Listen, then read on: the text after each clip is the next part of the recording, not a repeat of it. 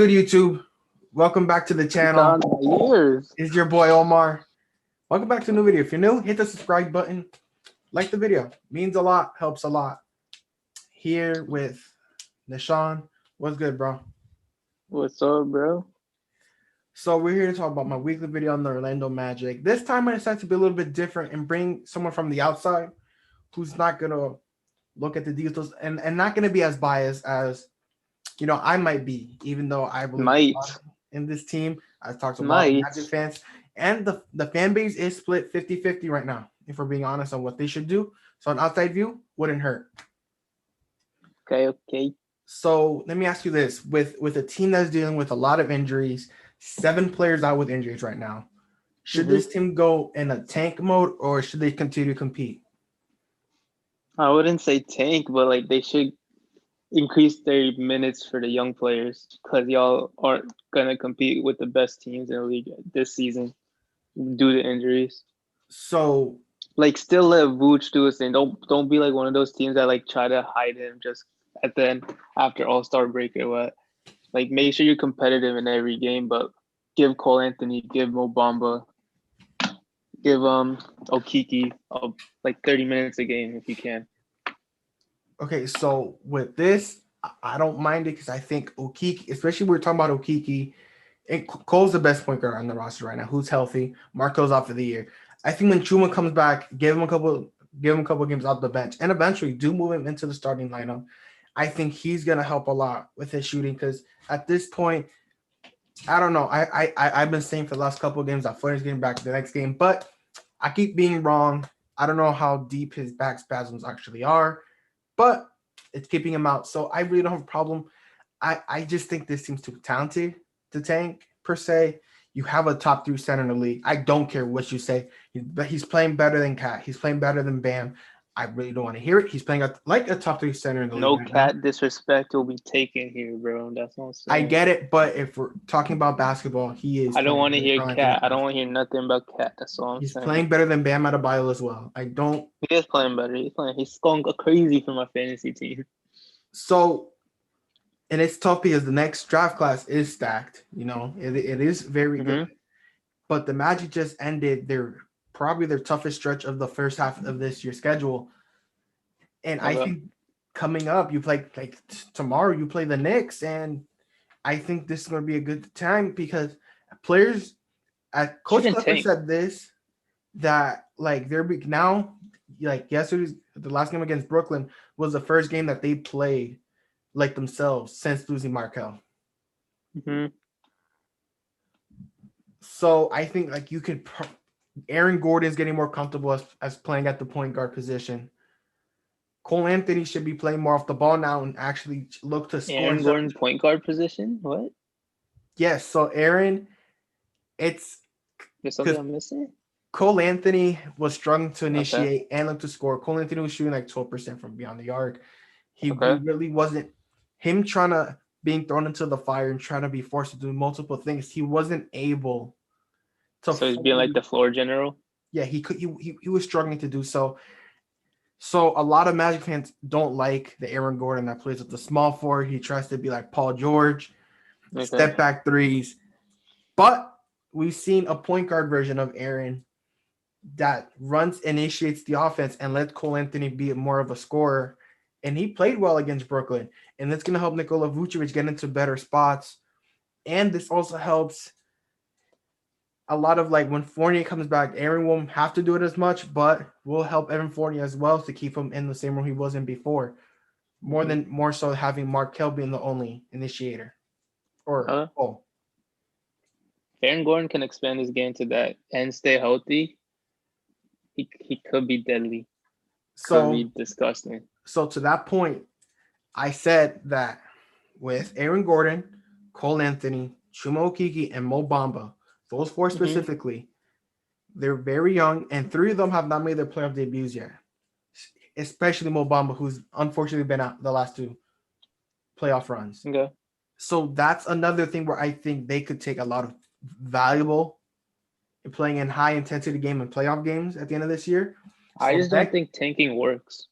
Just 9 times out of 10, tanking doesn't work. Fact, we saw with Philadelphia they haven't Mm-hmm. mounted to anything, and they tanked for Suns, years. the Suns, they were tanking, and nothing happened until Chris Paul came there. Exactly. The one reason they got Chris Paul is because they performed very well in the bubble. Mm-hmm. So, and I Tanking think, doesn't work. You gotta follow what the Heat did, the Bucks did before. You gotta like unless you're gonna use those pieces and use them as assets to trade them for a superstar, it's not gonna work. and we've seen a lot of teams before, like get swept the year before and then make a bigger run than the following year. Mm-hmm. So it's gonna help a lot of these players get like the first, like we saw Vucevic struggled and against the Raptors in his first playoff Yeah. debut, and then came around the next season and absolutely destroyed Milwaukee. Mm-hmm. Fortunately, he didn't Exactly. have his roster around them because they were injured for that run, so he couldn't see what that would Okay. amount to. But this could get Mo Bamba his first playoff debut, Cole Anthony and Chuma's, and Aaron Gordon can get more playoff experience of playing more of a new play style, and then knocking on wood that this team doesn't face any more long-term injuries going Mm-hmm. into next year when you get Jonathan Isaac and Markelle Fultz back. A full roster, Aaron Gordon would have expanded his game to make this team even more dangerous. Cole Anthony would experience a lot of high intensity, more high pressure games as a starter already. Mo Mm-hmm. Bamba would be in better like basketball, like a lot better, more experience. Same thing with Chuma. So I think if they go through those growing pains now, next year when you get your full roster back, it's going to improve the team even more than they would have.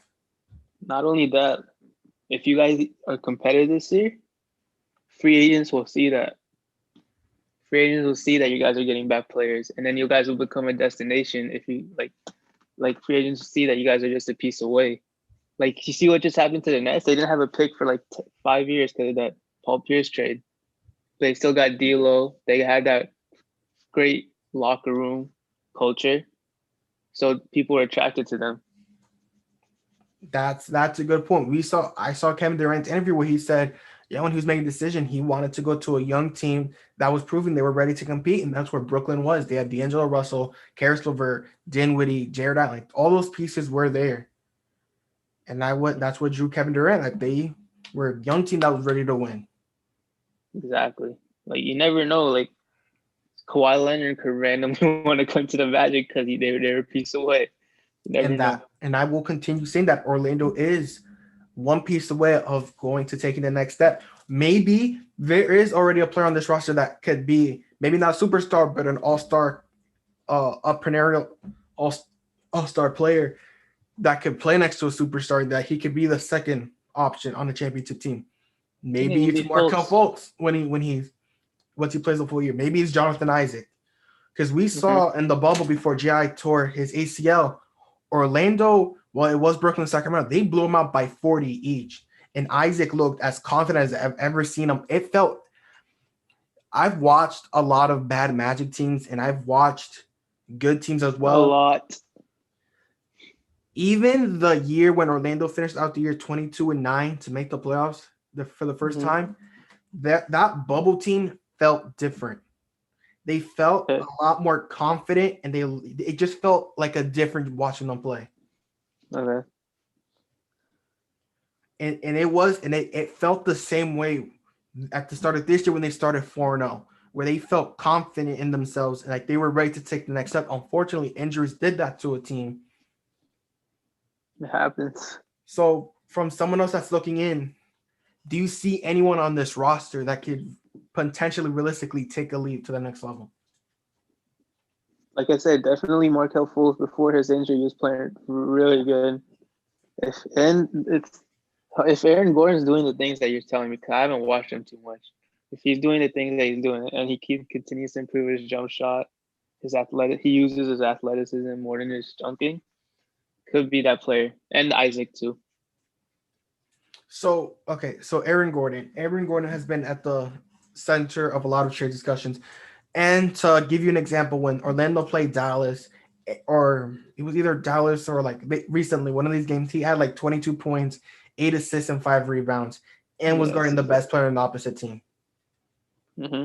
That's the Aaron Gordon that he's not shooting light, so it's sustainable because there was multiple years where he was playing at an unsustainable rate where he was just shooting like 45% from three, and we knew that Mm-hmm. wasn't going to last. But here, he's just finding different ways to score while evolving as a player in his other areas, which are sustainable. Like he's getting points in different ways, whether it be in the mid range and not necessarily shooting 40% from three. He's shooting like 33, which I think may be sustainable for him. 33 is for him is really good. Like for anyone is really good in the NBA. Like we don't need Aaron to be a knockdown shooter when you're gonna He just have needs to be a threat. He just needs to be a threat exactly to spread the floor. That's exactly my point. So at what point? So the main two Magic options that the people want to talk about in trade talks, especially now with Vucevic playing extremely well, is Nikola Vucevic and Aaron Gordon. Where do you really see their trade value? A contender will take Vucevic. And Gordon, if he could be a steal like Oladipo was a few years ago, he could be that type of player. So how much value does Vucevic really have? Probably a first round pick, maybe 2. Because I saw like a lot of Boston fans talking about, oh, we could just give him Tice and a first, and hell no. And I saw someone like the team would have to give up like a young piece, probably like someone that could grow into something. And I was like, no. And then I saw someone mention that if you want Vooch, you're gonna give us equal value. We're gonna want Jaylen Brown, and they were like, hell no, it's not even close. I'm like, Orlando, the front office in Orlando is no longer Rob Hennigan, and he's not gonna take penny on the dollar value for these players. It's not gonna happen. He's not, and it's clear around. Would you take Pitcher and like a first round pick and 2 first round picks for Vooch? Yeah. No. All right. Vooch is playing at a top 3 center. I mean, if you're good, okay, listen. If you're good, how old is he? He's in his 30s, right? Vooch is like 30. You're not gonna 29, 30 on there. No one's gonna give up Jaylen Brown for him. They're not gonna give up Jaylen Brown for him. But you're not gonna give us. Orlando's made it clear if you want Aaron Gordon or Vucevic, you're gonna give us an all-star caliber player now. I don't know about that. That's what you're getting, and Vucevic is averaging close to 24. Okay, but listen, it's just unless they're a win now team, they're not going to take it. And if Jaylen Brown, his potential is way higher than Vucevic will ever be. Yes, but I'm not saying Jaylen Brown because I don't think. And Jaylen Brown is playing great. But again, there's people around the league, not maybe media per se, but there's people that are like, oh, we can screw them out again, like OKC did. Don't you the front office is different now. They've made it clear they're not going to do it. Okay. Phoenix tried to do it when they tried to send us Kelly Oubre for AG, and Orlando said no. Oh, we dodged a bullet. Portland tried to give us Trevor Ariza for AG, and Orlando said no. I missed the old Orlando. So this front office is different in a way that other agents and front office are like, they're not like there's been quotes or like leaks or like not gonna reports, right? Reports from that said Orlando doesn't lie. Like that's what a lot of agents said, like they've never lied to us. And and there's like they're not getting pushed around anymore. Like there's like a positive reinforcement on this front office now that's going around the league that is being straight up and saying, oh, this front office is real and they're not gonna get bamboozled anymore. So these people saying, oh, we can give them Tice and a first and get it done, that's not gonna happen anymore. About time. It's been a while. So and welcome to the real league. So if you tear it down away Nick Vucevic's name and he's averaging 24, 5 assists, like 13 rebounds, shooting 40% from 3, I don't know what you think you're gonna have to give up to get a player like this. I don't think you should trade Vooch. Neither do I. Because next year, once you guys are healthy, you guys could be a top 5 seed. I think will be a top 5 seed. I think maybe in top 4. Once this team is healthy, J.I.'s back, Vooch, because I think once everyone comes back, Vooch is going to be even better because he won't be double team, triple teamed. Orlando will be competing for home court advantage in this Eastern Conference. So what do you do with Bamba then? Mo Bamba. My thing with Mo Bamba, because there's a lot of people that are ready to give up on him. I'm not one of those people. I think Mo Bamba just needs more time. And I'm seeing it now as he plays more minutes. He looks a lot more comfortable.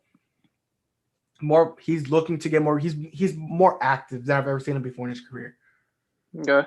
My biggest problem with him, I'm like, when he sets screens, I'm like, he's not even putting a body. He's just like going through the motions almost. But now, recently, I've seen him put a body, blocking shots, put his body on the line to get rebounds. Like, this is now Mo's like evolving as a player. But Mo isn't ready to do this 30 minutes a night. Okay. How many minutes is he getting right now? Huh? How many minutes is he getting right now? He's getting like 13 right now as he's coming back. Gotta at least give him like 23. He's coming back right now from his conditioning from COVID. That's what he came back from. Yeah. So it's gonna take time. Ideally, because Vucevic's contract is up in I think it's about 2 or 3 years. Ideally, if Vucevic wants to stay in Orlando and he's past his prime, ideally they just flip where Vucevic becomes like the sixth man and Mo becomes a starter. Because a player like Vucevic doesn't come around every day. A big man like Vucevic does not. Okay. No other player other than like Vucevic and Nikola Jokic play like them of being just purely skilled. I don't think you give up on him just like that. I think he could always – I think potentially he could retire as a Magic. But the problem is Birch is playing good right now. You can't just like pull minutes away from him the way he's playing. Oh, but I've seen Coach Clifford has made it very clear he's comfortable playing him at the 4. But I'm saying next season. Like, I'm not saying this season. Next season, how would that work? Oh, Mo, it's just gonna be Mo's gonna beat out Birch, and I'm confident that his ceiling and his skill set will be able to do it. Yeah, he has the intangibles. He just got to put it together. Yeah, it's just gonna be in a matter of who beats who out to play in the training camp next season. That's all that's gonna be. Even if you got to see what you have in Mo. Like, next season is like his final season to prove himself. Yeah, and I'm confident. I'm confident in Mo. I believe in him. Of course you do. Huh? Of course you do. But look, the ability to block shots, shoot a 3, which he shot 34 from beyond the arc last year for a center. That's incredible. Mm-hmm. The ability to block shots, get rebounds, and all I'm seeing now is just him more comfortable in like his positioning on defense to be a lane protector as well as a shot blocker. And once J.I. comes back, that's going to be an elite shot blocking team. It's just a matter of getting bodies back. So it's going to be Mo. I have confidence in Mo. His skill set's there. It's just going to take time for him to actually get it. You guys have players. Got to put it together and stay healthy. That is next year. That's what it comes down to. That's what it comes down to. You got to stay healthy. Yeah, that's a big if because for the past 2 years, I haven't seen this roster. And it's full. I haven't. Welcome to life as an Eagles fan in the NFL, man. It's been, I think the most healthy I've seen him was in the bubble, and even Mo Bamba wasn't there because he had COVID. Mm-hmm. So I haven't even seen this team in over 2 years now, mostly healthy. Hopefully next year is the season we see them together, but we'll see. But for now, Orlando's dealing with a lot of injuries. Hopefully Evan Fournier comes back soon, as well as Michael Carter-Williams. What's one player you think the Magic should pursue at the trade deadline? Or do you think they shouldn't pursue anyone at all? So I think going forward, you're going to start looking Orlando. Either look for veterans to plug into this team for next year or start getting assets to make a big trade. That's where I think this roster is heading towards to take the next step. So I think a player they could and should target, in my opinion, and then resign in the summer would be Derrick Rose. He could be a solid 6-man. Because the Magic do have the disabled player exception and Markelle Fultz, which is worth like $6 million. Mm-hmm. You take Fultz and like a Gary Clark or whatever, send them to Detroit, get Rose. You would get rid of Fultz for Rose? I didn't say Fultz. You just said him. I said the $6 million from his disabled exception. And Gary you Clark. Just said, I swear I just heard Fultz like Gary Clark. I said Gary Clark and the Markelle Fultz player exception thing. Okay. To Detroit. Get Rose, right? Most likely the team's not bringing back Fournier next year. You're able to start Cole Anthony next to Fultz. and Rose becomes your backup point guard. And then I like that. I like that rotation of guards. And you got Terrence Ross still. Ross coming, Chuma Okiki's still gonna be off the bench. Mo Bamba still. So you'll be looking at at a Derrick Rose, a solid 9-10 man roster. Ross, Chuma, rotation, Mo, Aminu, Birch, whatever you want to plug in at that 10th man spot. I like then that. You would start Markelle, Cole, J.I., A.G., Vooch. If you guys get a free agent, you got a lot of assets to work with. Plus, Orlando, if this team burns to the floor because they can't handle their injuries, which at this point I would be annoyed because it would suck watching them suffer through all those injuries because I've seen how good they can be, but they would have a first round pick as well. Fair enough. But that's for next year. Next year has a lot of potential, but it's about being healthy. I just want to see this team healthy. That's all I really want because I believe in this team. When they're fully healthy, I've seen flashes. But at this point, they're 6-7, like 6 in the East. 2018 vibes. Orlando needs Evan Fournier desperately. He's as of now he's out for tomorrow's game, but I think he's gonna try to go through shoot around tomorrow morning, and hopefully he's able to go and get back. So to wrap this up, I do a record prediction for the week, right? Okay. They play New York, Minnesota, Indiana, and Charlotte. Okay. Now, before I ask you for your prediction, understand that for Minnesota, Cat is going to be out. Okay. And for Indiana, Caris LeVert is going to be out. Yeah. What is your record prediction for this team?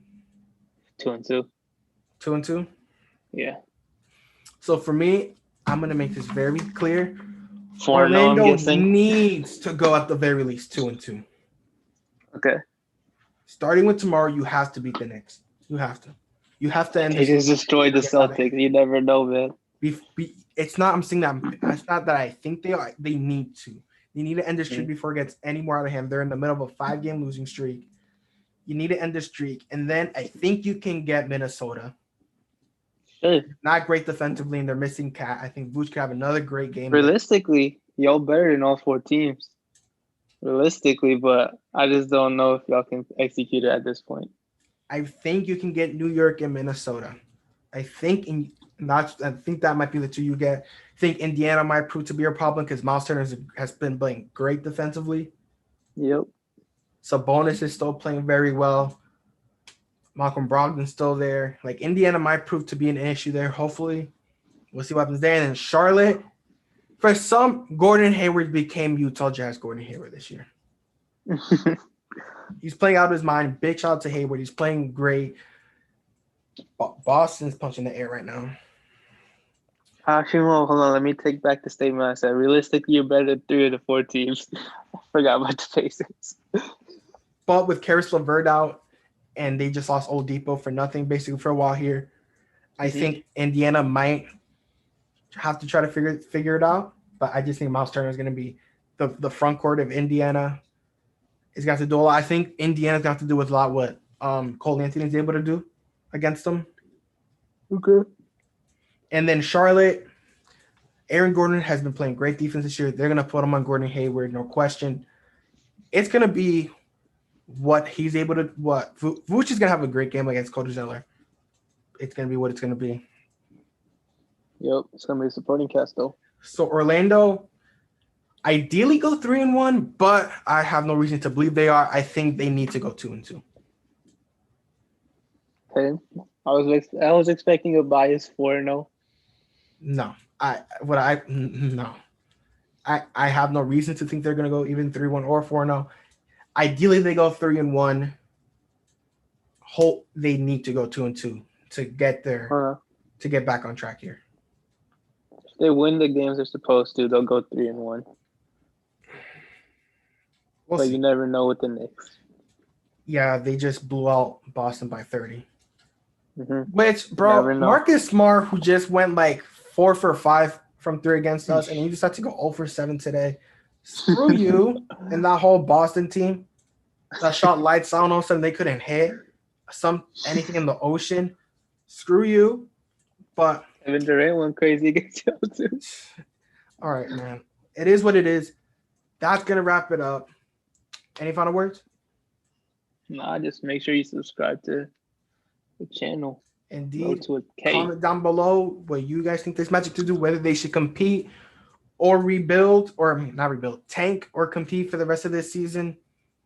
Hit the like button, subscribe. See you guys next time. Peace. Peace.